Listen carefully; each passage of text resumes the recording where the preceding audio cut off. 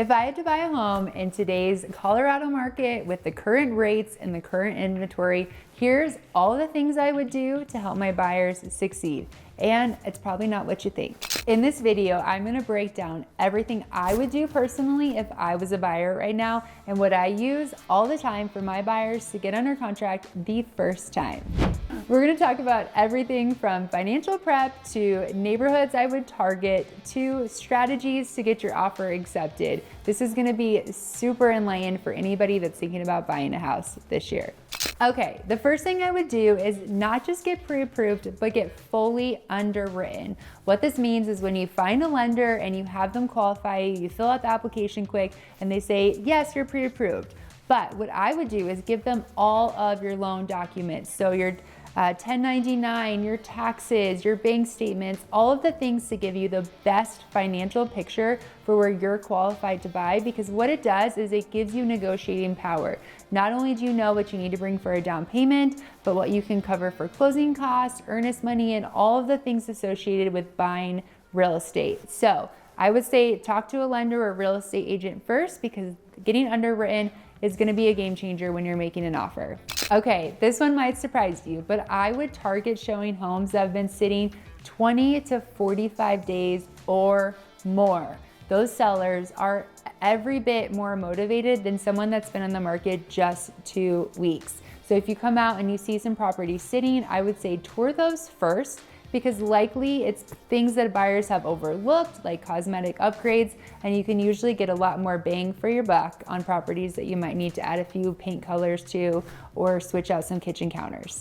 Okay, number 3, you wanna shop in Colorado's value pockets. Now, this is just my opinion, it's not even tested, but I can tell you I've been doing real estate 15 years, and these are the value pockets that I have most buyers wanting to look in, and it's never changed. Number 1 is Arvada. It's on the west side of town, it's close to I-70, and people love the hiking and biking of trails and close access to the mountains.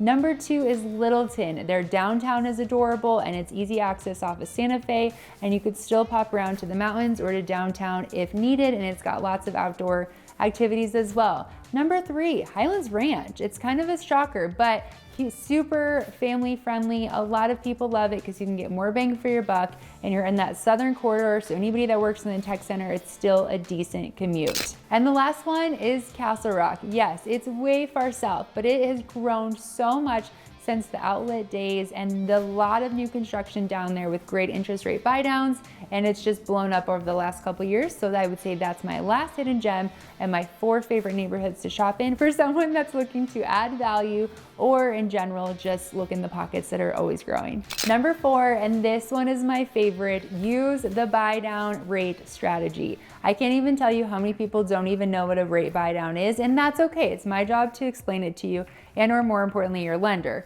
But I would say over 75% of people that are buying homes right now are asking for a rate buy down. You can get a 3-2-1 or a 2-1 rate buy down. You can also, which is my favorite, get a permanent rate buy down. And essentially what that does is it lowers your monthly payment by lowering your rate for a seller paid concession. Sounds super complicated, so comment below or give me a call and I can explain it to you over the phone. Okay, last but not least, and this is probably my favorite, and I know you're gonna hate to hear this, stop looking for the perfectly updated move-in ready homes, because those are what every single other buyer is competing for. If I were you, I would look at the home that needs paint, carpet, new lighting, and maybe a few cosmetic upgrades, or just bad real estate photos. I know a lot of agents do it, and I don't know why, because I would never, but it's one of those things that so many people look past, and you can really get a deal on those properties because they tend to sit because buyers can't look past upgrades. So if I were you, I would think about the few cosmetic things that you can do to make a house have value or look beautiful, just by moving in and adding your personal taste. All right, we're getting to the end here, but one that's really important is be smart, not emotional with the inspection items.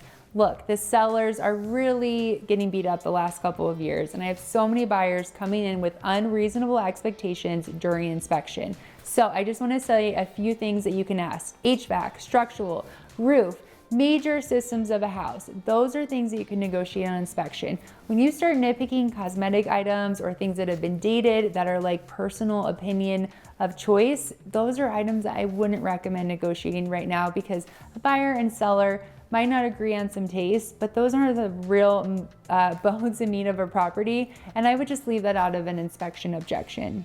All right, last but not least, when we're ready to write an offer, let's think of a few things. We want to write clean terms, we want to negotiate with the listing agent, and more importantly, we want to have a lender partner that comes in and teams up with us as we're making an offer, so it's a seamless transaction for not just us, but for the seller. Buying a home in today's market is not just about timing the market, it's about strategy. So if I were you buying a home, these are all the things I would think about and consider when you're jumping into the market, whether it's today or 2026, which is right around the corner. I'm Kayla Schmitz, the Aspen Collection, and if you're ever thinking about buying in Colorado, I would love to help.